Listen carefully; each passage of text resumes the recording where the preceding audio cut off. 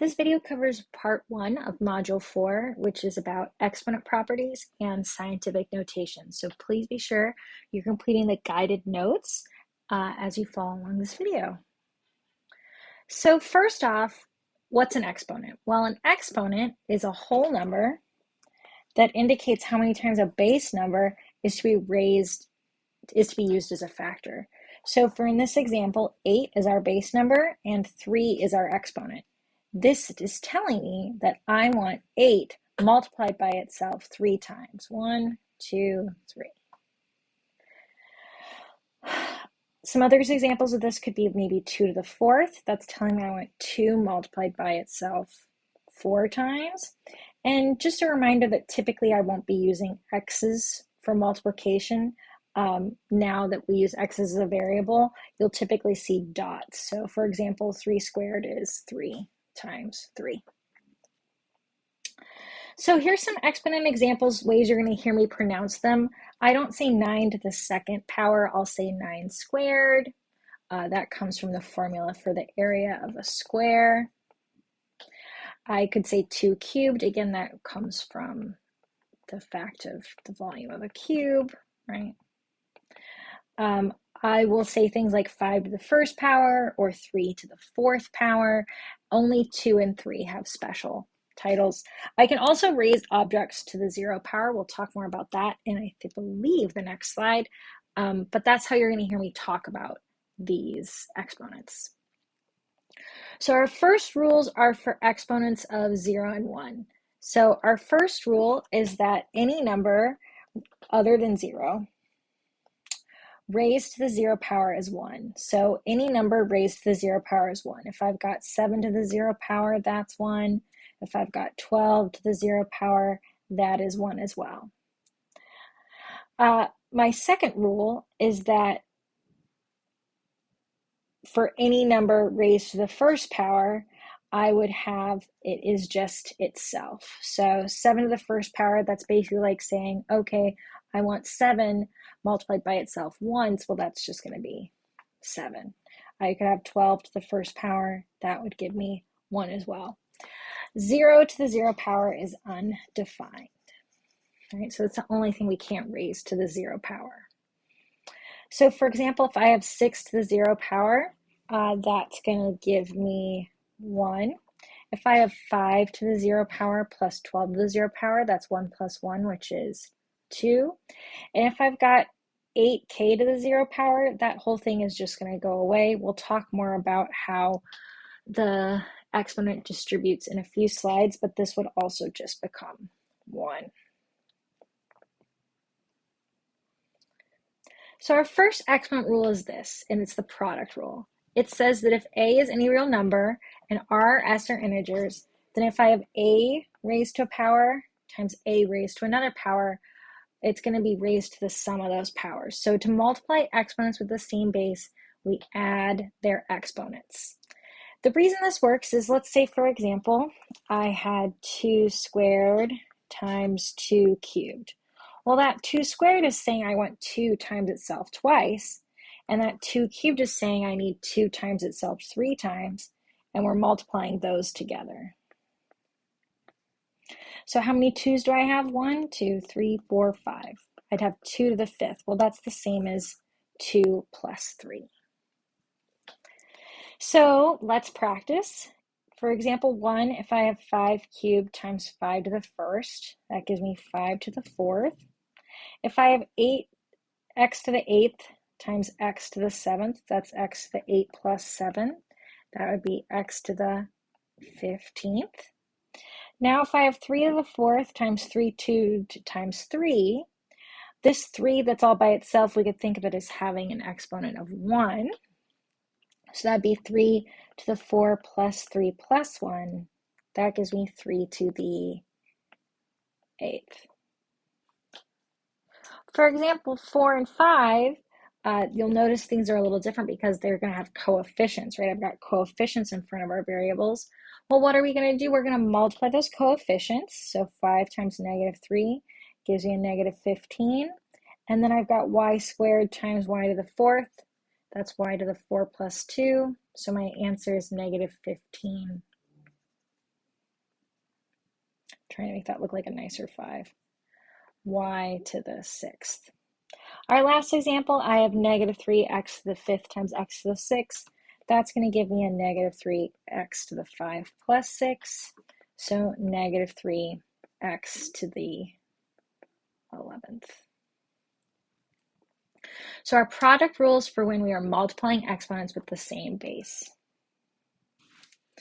So our next rule is the negative exponent rule.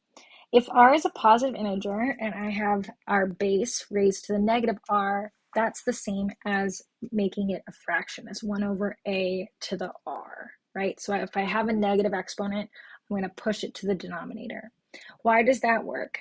Well, let's say I had 8 squared times 8 to the negative 2. Now, we've already talked in our previous slide about how when I multiply exponents, I add them. So if I have 8 to the 2 times 2, plus negative 2, that gives me 8 to the 0. Well, 8 to the 0 is just 1. Well, if I've got 8 squared, which is 64, what would I multiply that by in order to just get 1? Well, we'd have to multiply it by the reciprocal, 1 over 64, which we could also write as 1 over 8 squared, right? And so that's why this rule works. So for problem 1, I have 2 to the negative 3. That becomes 1 over 2 cubed. Let's do another little simpler example before we look at 2 and 3. If I've got 5 to the negative 4, that becomes 1 over 5 fourths. 5 to the 4th. We make that a fraction. If I have 5z to the negative 3, this negative 3 is attached to everything within those parentheses. This differs from problem 3 because here that negative is only on the z. So for problem 2, this becomes 1 over 5z cubed. Whereas for problem 3, this becomes 5 times 1 over z cubed because only the z has the negative exponent attached. And we could rewrite this as 5 over z cubed. And we try and make our exponents look as much like exponents as we can. For problem 4, what I want to tell you is if you see a negative exponent in your denominator, you're going to move it to the top. That's the shortcut I want you to know.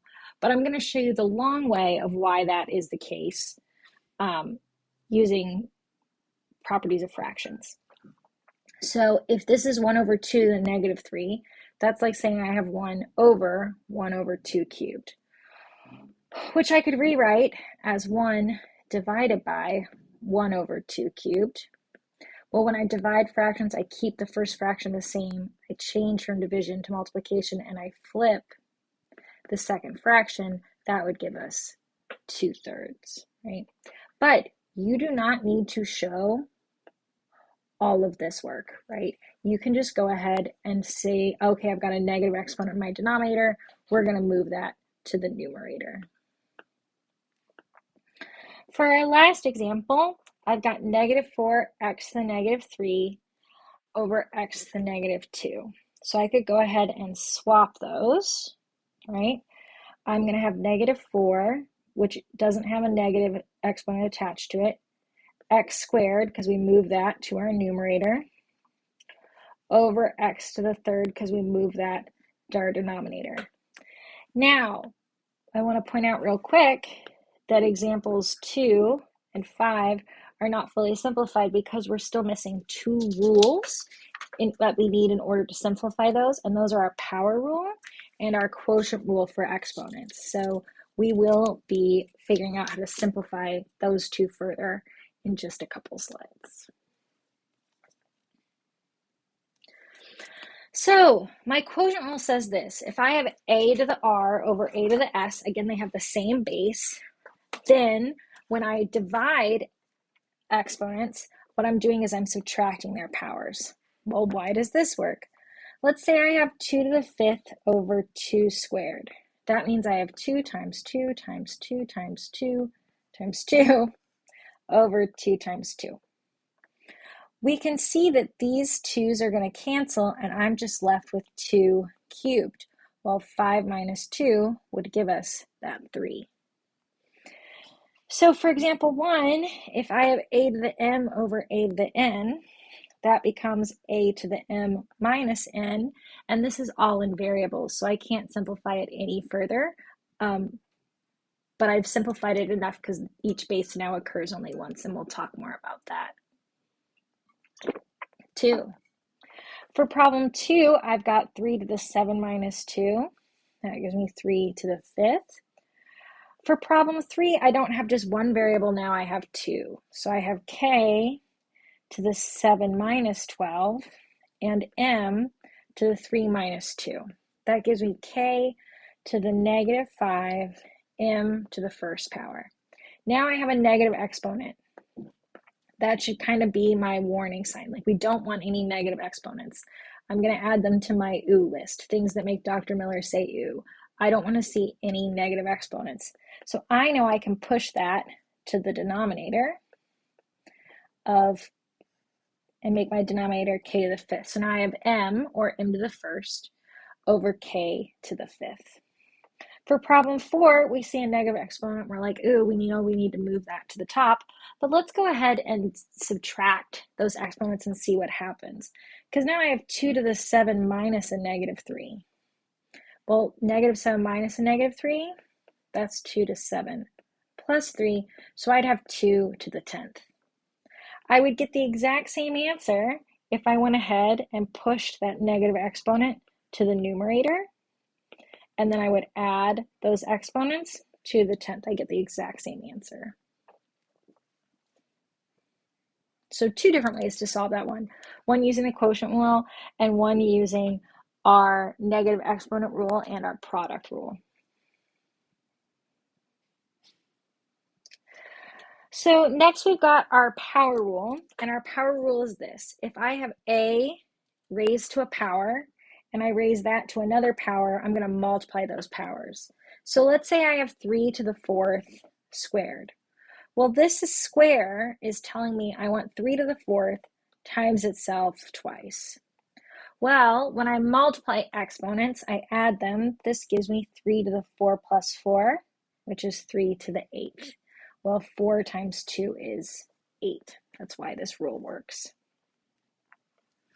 So if I've got a to the m to the nth power, that becomes a m n, because this means m times n.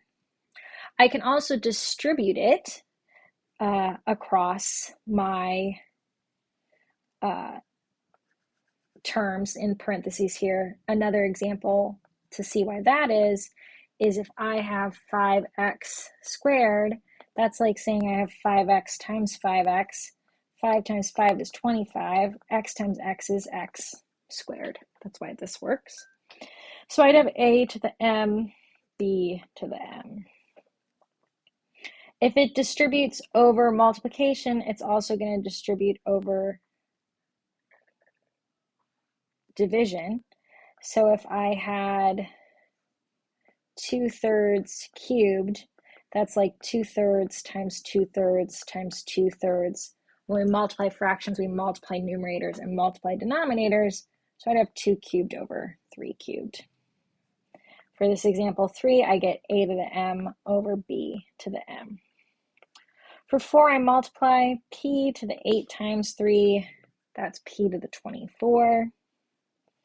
For problem 5, I'm going to get 6 squared, p to the 7 times 2, that's p to the 14. In 6, I've got a negative exponent, so I have a to the negative n over b to the negative n. But we don't like negative exponents, so we're going to switch their spots, giving me a to the n. Nope, giving me b to the n, because we have to actually switch them, not just change their signs. B to the n over a to the n.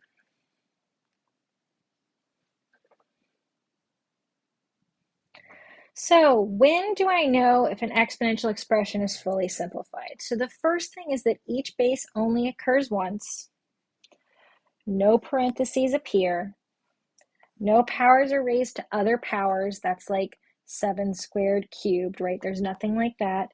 and there's no negative, because those are an oo, and no zero exponents, because typically those become 1. Even if it's just x, becomes 1.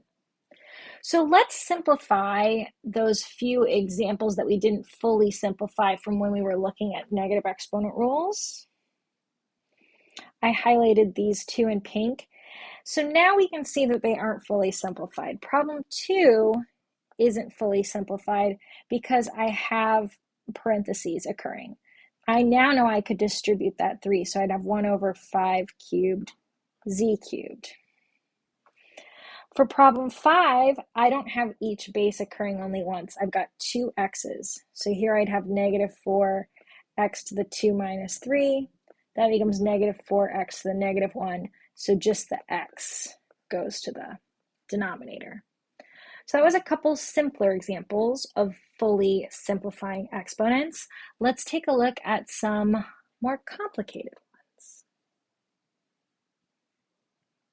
Okay, so here I have x to the negative 4th y squared over x squared y to the negative 5.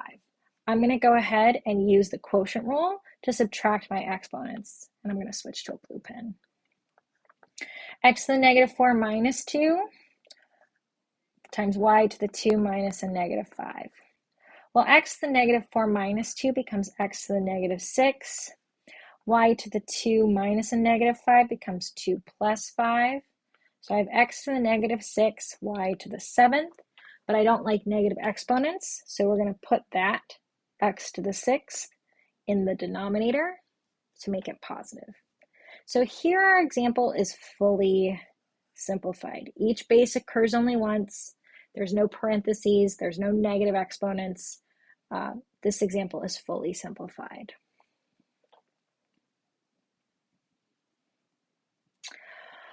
This example is a little messier. We're going to be needing to make sure we follow PEMDAS, right, and deal with parentheses first and then exponents.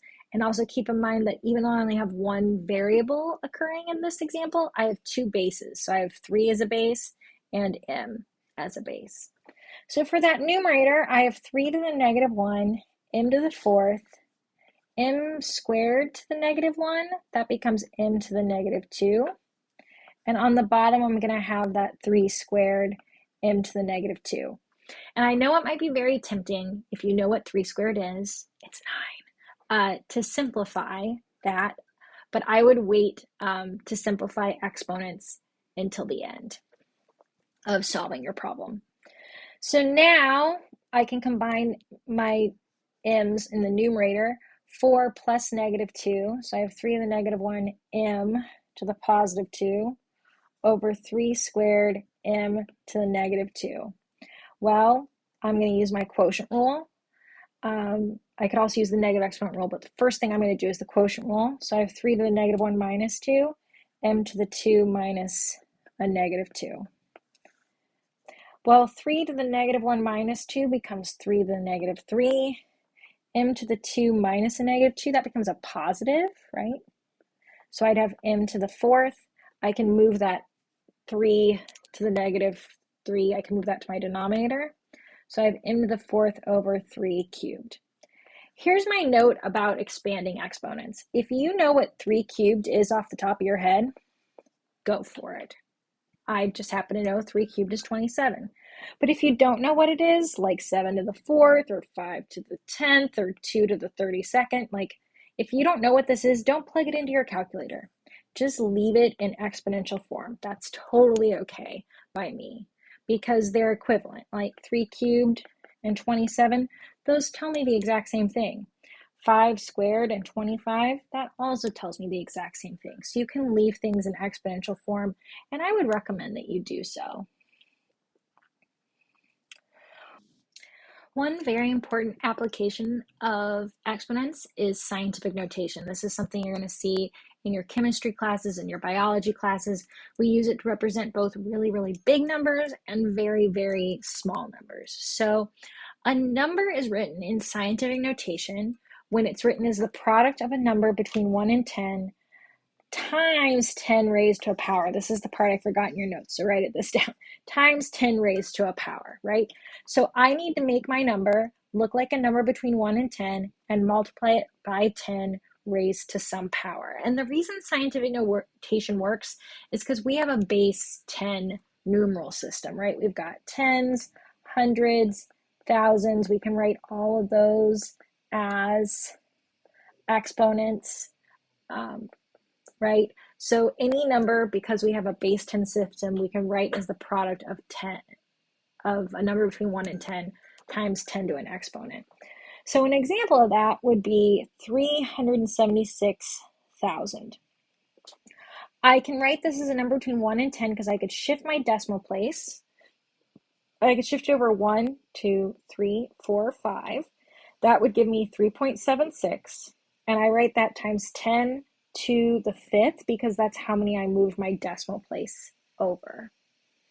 Another quick example, if I had 1,246, I could write this as 1.246 because I moved my decimal place over 1, 2, 3 to get a number between 1 and 10. 1.246 is a number between 1 and 10 times 10, this time to the 3rd because I moved it over 3. I moved my decimal over 3. So let's take a look at the following examples. Let's put them in scientific notation or change them back into what we call standard notation. So if I have 601, I'm going to move my decimal place 1, 2. So I write that as 6.01 times 10 squared. If I have 12,325, I can write that as, move my decimal place over 1, 2, 3, 4. So I've got 1.2325 times 10 to the 4th. For problem 3, I'm going the other way. So now I've got 2.45 times 10, 49 times 10 cubed. So I need to move this decimal place. Instead of moving it to the left, I'm going to move it to the right. I'm going to move it 1, 2, 3. So this is where my new decimal place is going to be, and any empty spots I'm going to fill with a 0. So this becomes 2,490. If I've got 3.52 times 10 to the 5th, I'm moving my decimal place to the right 5 times. 1, 2, 3, 4, 5. Now I don't just have one empty space, I have 1, 2, 3 empty spaces. So this becomes 352,000.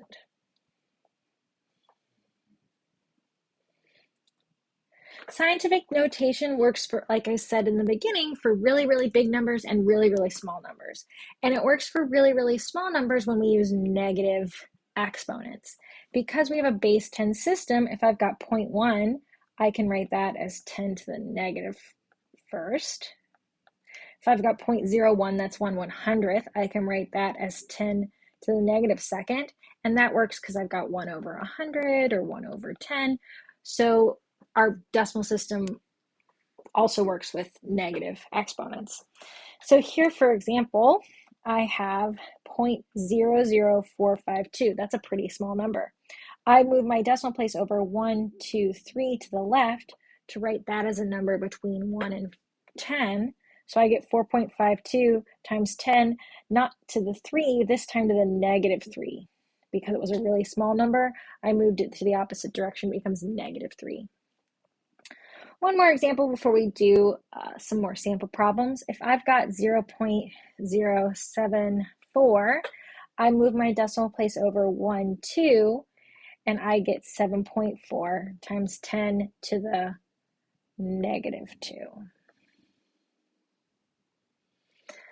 So if I have 3.5 times 10 to the negative 5, I need to move my decimal place to the left 5. 1, 2, 3, 4, 5. This is where my new decimal place would be. I fill in the zeros. Now, when it comes to working with decimals, you can write this as like 0.03 or like 0.03. You can put the 0 in front if you want. Just make sure I can tell where your decimal place is. For problem 2, I have 2.49 times 10 to the negative 3. I move my decimal place 3 to the left. 1, 2, 3. And I fill in those blanks with zeros. I can even put a 0 in front of my decimal if I so choose. For problem 3, I move my decimal 1, 2, 3, 4. This is a tiny number. I know it's going to be negative. So I have 5.67 times 10 to the negative 4. For problem 4, I move my decimal place over 1, 2. So I get 1.56 times 10 to the negative 2.